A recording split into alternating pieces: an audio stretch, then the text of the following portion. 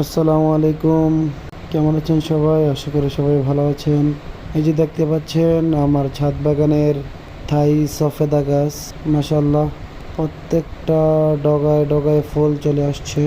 অসংখ্য অগণিত ফুল, মাশাআল্লাহ, হাজার হাজার ফুল ফুল নিয়ে হাজির হয়েছে।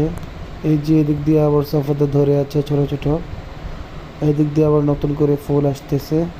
এটি হচ্ছে থাই লম্বা সফেদা, খেতে খুবই মিষ্টি, মাশাআল্লাহ।